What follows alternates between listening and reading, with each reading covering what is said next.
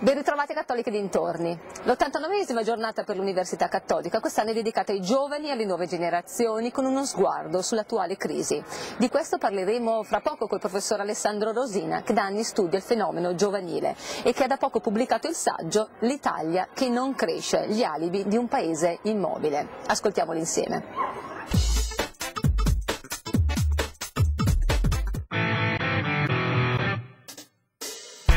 Professor Rosina, il rapporto giovani dell'Istituto Toniolo ha realizzato una ricerca sull'universo giovanile. Che ritratto ne esce di giovani che hanno compiuto i 18 anni nel nuovo millennio? Bene, c'è un risultato dei dati che vanno al di là degli stereotipi con cui siamo abituati a pensare all'universo giovanile. Hanno chiari progetti di vita, hanno voglia di realizzarli, credono molto in se stessi, sono consapevoli della difficoltà del periodo che vivono e più che rassegnarsi si rimboccano le maniche, e quindi i dati dicono che molte ad esempio accettano un lavoro anche sotto il livello retributivo che si aspettano, però ecco, l'ambizione di fare un lavoro in cui possono realizzarsi, che dia solidità per costruire dei percorsi di vita in cui realizzare anche, ottenere una propria autonomia rispetto ai genitori e mettere in campo una propria famiglia, fa capire insomma che questo è un materiale umano molto buono che ha bisogno semplicemente di essere aiutato ad esprimere le proprie potenzialità, le proprie capacità, e se l'Italia crede in loro forse la possibilità di tornare a crescere c'è. Per i giovani in questo periodo non c'è possibilità di lavoro, di continuare a fare le ricerche nel nostro paese, la politica non guarda molto a loro, ma che futuro c'è in questo paese per loro? Beh, il futuro dipende appunto dalle scelte che questo paese vorrà fare. Se questo paese si rassegna al declino, per loro non c'è scelta, saranno costretti a rivedere al ribasso le loro aspettative se vogliono rimanere in Italia, oppure se ne andranno all'estero. Altrimenti questo paese deve puntare proprio sui giovani, di investire sui giovani, di investire su un welfare attivante, che investa in innovazione, che investa in ricerca e sviluppo, che torni a fare una politica industriale che consente di allargare i settori più competitivi, dove le idee dei giovani possono diventare prodotti e servizi che allargano il mercato. Ecco, queste sono ancora cose che il Paese può fare, potenzialità inespresse che con le politiche giuste possono riattivare le risorse migliori che il Paese ha e che sono appunto le capacità e le competenze delle nuove generazioni. Quindi lei nel suo ultimo saggio delinea ancora una speranza per questo Paese?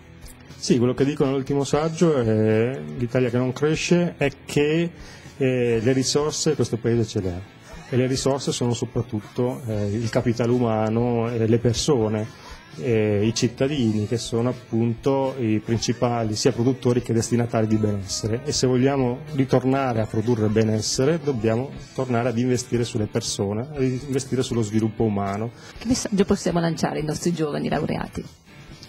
Di continuare a credere nelle proprie capacità, soprattutto, continuare ad avere fiducia in se stessi, del non rassegnarsi e del mettersi in gioco soprattutto.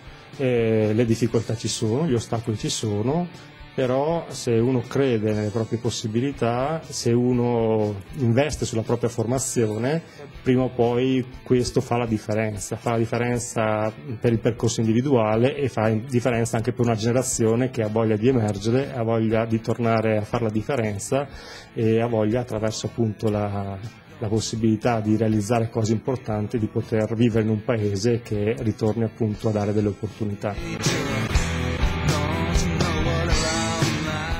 Il professor Gaetano Oliva ha parlato di teatro sociale ed animazione nel foyer del Teatro Cittadino. Ascoltiamolo insieme in questa intervista.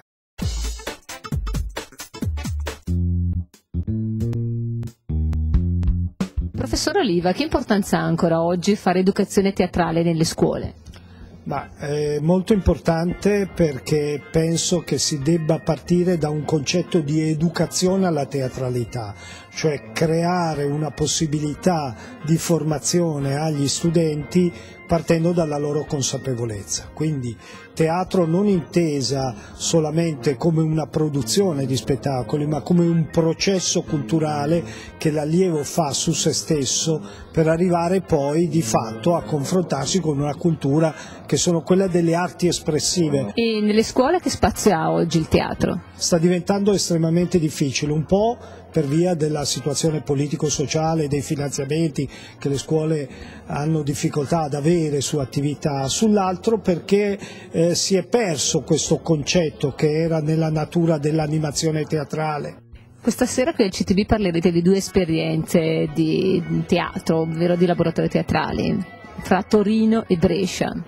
Ma sì, perché l'animazione teatrale storicamente si è connotata nel suo nascere attraverso queste 2 esperienze. Si sono portati su 2 concetti dell'animazione teatrale, un concetto che vedeva quello torinese con il coinvolgimento a pieno titolo degli insegnanti e quindi protagonisti all'interno di questo processo educativo, a Brescia dove invece i teatranti prendevano piede e si impostavano e diventavano i protagonisti, a volte escludendo addirittura gli insegnanti. Oggi si può dire che invece attraverso questo percorso educativo dell'educazione alla teatralità si è tornati ad avere un ragionamento più globale, partendo dalla formazione degli insegnanti, dall'inclusione degli educatori all'interno del processo educativo, insomma. Presidente Carla Borone, con questi nuovi incontri viene rafforzata la collaborazione fra il CTB e Università Cattolica? Assolutamente sì, anche perché con l'Università Cattolica già abbiamo una collaborazione con Lucia Mor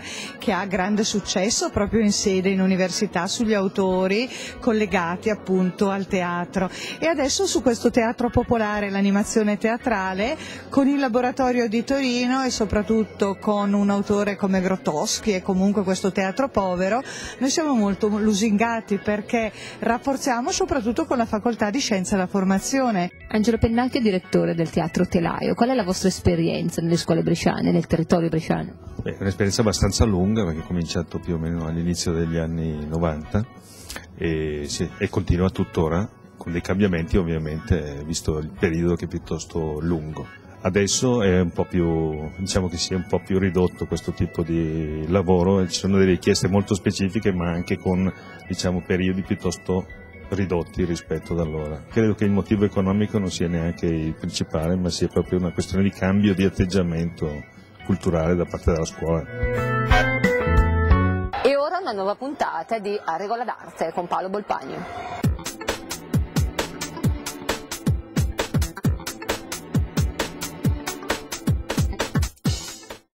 Regola d'arte, benvenuti. Henri Matisse è uno dei grandi protagonisti delle avanguardie. Amico rivale di Pablo Picasso, Henri Matisse è stato colui che ha inventato sostanzialmente le avanguardie, protagonista dell'espressionismo francese, nato nel 1905. Era un signore timido sostanzialmente Henri Matisse, ma fece una grande rivoluzione, la rivoluzione attraverso la quale il colore si rese autonomo dal concetto di rappresentazione. La sua pittura inizialmente è influenzata evidentemente da tutto ciò che c'era prima di lui, ma già nel 1904 Henri Matisse realizza un'opera incredibile, lusso, calma e voluttà. Sembra quasi un programma di vita, in realtà riecheggia quel vagheggiamento di un'età dell'oro che era stato già fatto proprio da Charles Baudelaire nella poesia. Questo dipinto è veramente straordinario perché i colori sostanzialmente non sono più naturalistici, non servono a rappresentare, ma servono a esprimere una visione della vita, a esprimere una visione dell'arte, attraverso una tecnica che però in questo caso è ancora riferita o comunque derivata dal post o dal neo-impressionismo.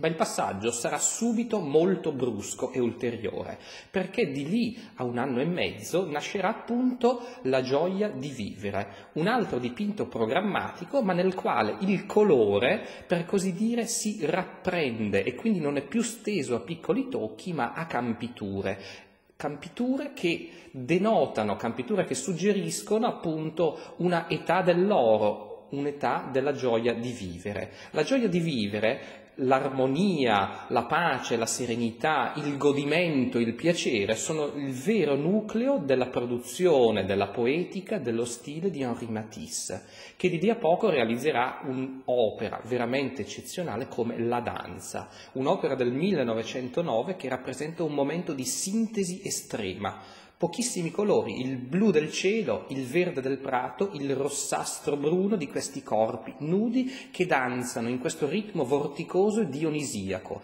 il massimo del risultato espressivo con il minimo dei mezzi.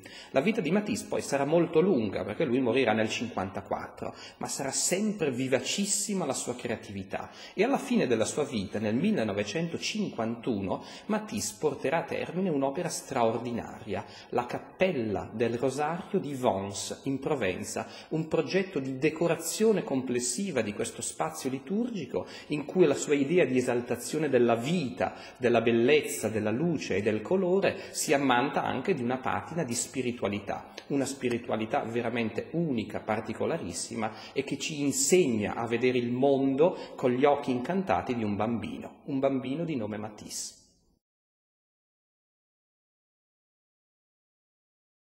Anche per questa puntata è tutto, vi do appuntamento la prossima settimana e per chi volesse rivedere i nostri servizi sono disponibili su YouCut. Grazie per essere stati con noi.